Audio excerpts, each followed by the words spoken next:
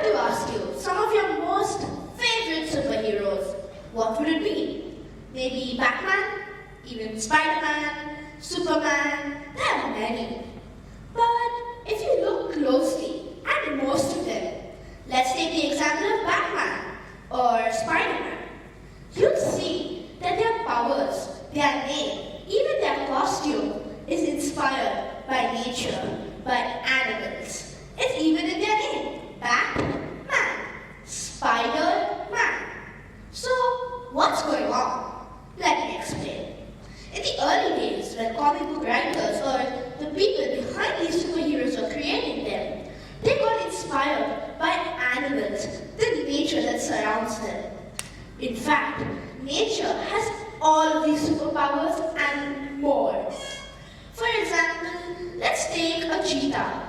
One thing known, it has super speed. Or even a mosquito, it too has its fair shares of amazing superpowers. Nature has adapted and evolved these superpowers into each and every single living species on Earth.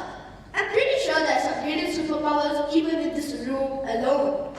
In fact, these superpowers were originally created for each and every species to survive, adapt, and thrive in a world that keeps on changing. Today, I'm going to take you on a short adventure to discover few of these secret superpowers hidden right under our very noses. The first few animals I'm going to talk about might scare a few or seem as creepy to some. Reptiles like snakes, chameleons, lizards, etc. So, some people find these animals scary, creepy, but worry not. They do have an amazing secret life. Starting off with one reptile, I'm sure almost all of us have seen. They have seen it in our homes, in the forests, jungles, almost everywhere.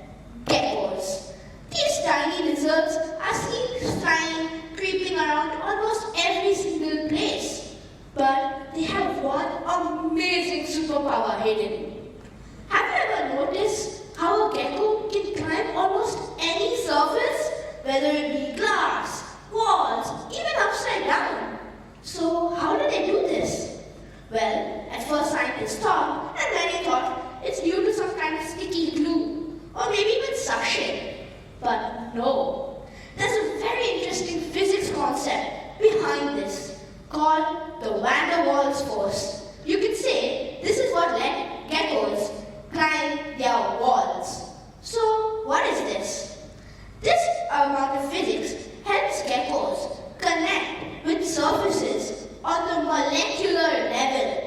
Atoms on the gecko's foot help connect to atoms on the surfaces for surface. Using this, geckos can stick to almost any surface over and over again. But if this force is so strong, how do they come out of it? Well, have you ever noticed our hands curl inwards, but geckos' arms and hands can curl outwards, acting like a switch to control this sticky force. Now, on to another animal that may seem scary, deadly, or even dangerous: snakes. Now, some of us might be scared or even intrigued by these slithery serpents. But one key feature of some snakes is their venom. Venom was designed over millions of years of evolution to help snakes effectively hunt prey. So what's so important about it to us? Well, this venom is so medicinally important. In fact, snake venom is the main ingredient in anti-venom, medicine to cure people from venom. There are certain kinds of venom that are used to treat certain kinds of cancer. Imagine that. Now, on to the geckos. And snakes too. How are scientists or us learning from it? Well, using all these techniques hidden under our very noses, scientists and us can learn from them. Like creating surfaces or robots similar to geckos to help climb or do a variety of procedures. Now, there is a lizard that lives deep in the forests of South America. Not many might have heard of it, but it looks like an ordinary lizard, the basilisk. It's a lizard that looks very ordinary until threatened. When threatened by a predator or even something that startles it, it immediately jumps onto the surface of any pond or river or any water body. And instead of swimming, it starts running on the surface of water. Now, isn't this amazing? But how does it do it? Well, its feet is wide and it's almost like a paddle and has tiny holes to let air escape, creating a sort of a flotation device built into its own feet. Combine that with speed and its small weight and size, you got yourself a perfect water-running machine. Now, scientists are learning from this to make robots or even suits for humans to run or even walk on the surface of water. Now, there are these creatures who do have some amazing superpowers. Invertebrates, like the spider or insects. I'm pretty sure there are a couple of them in this room right now. So, our first insect is a tiny creature called the springtail. It's a small bug, nothing much, just 6 legs and a bug shape. But what's special, it has a 7th leg locked into its body in a sort of mechanism. It uses this leg like a spring to throw itself up in the air to move fast. In fact, in this throwing, it does backflips at a speed of 22,000 backflips per minute. That's faster than the rotation of a wheel of a supercar. Scientists are learning from this to understand how we can store energy and push it off much faster than before. Now, spiders may scare some people, but when I combine spiders with superpowers, maybe Spider-Man comes to your mind. Well, spiders have all of Spider-Man's features and more. Let's talk about a tiny little species of spider called jumping spiders. These spiders are much like any spiders, but have one very special feature: its eyes. They have 8 eyes, though 6 of them are small and act like motion sensors to detect prey. The main 2 ones are interesting. They have a telescopic-like feature built into them that helps them zoom in and find where prey can resist. Imagine if humans could get that same feature. The visually impaired, people who can't see very well, or people who have visual problems can use this to see better. Instead of wearing glasses or expensive laser surgery, this can help millions of people. Now, what's the main thing about a spider? Its web. Spider web is amazing.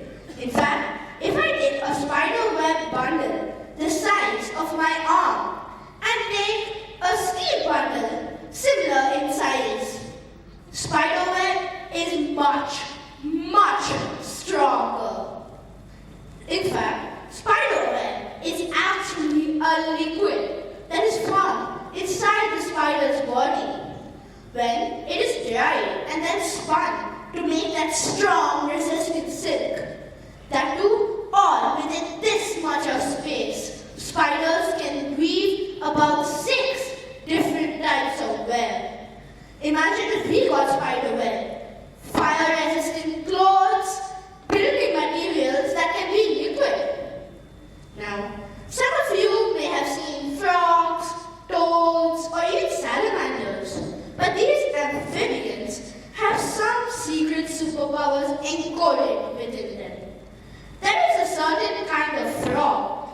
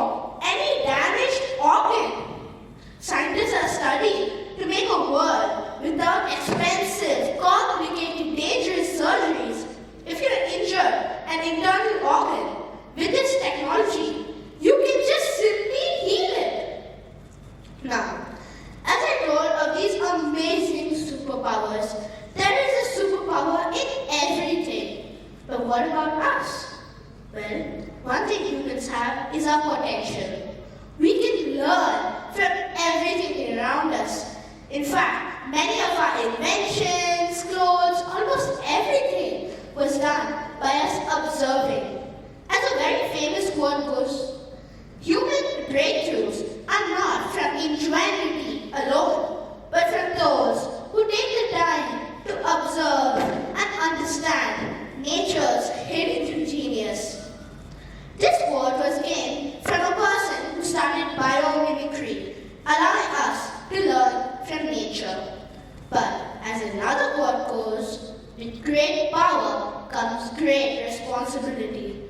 Many of these creatures I talked about are nearly extinct, endangered, and us as humans and how we can learn from them, we must learn to use this power responsibly to better the entire planet, not just humans alone.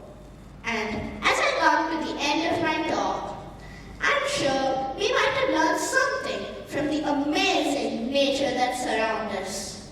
So this is the end, but it's actually just the beginning. Thank you.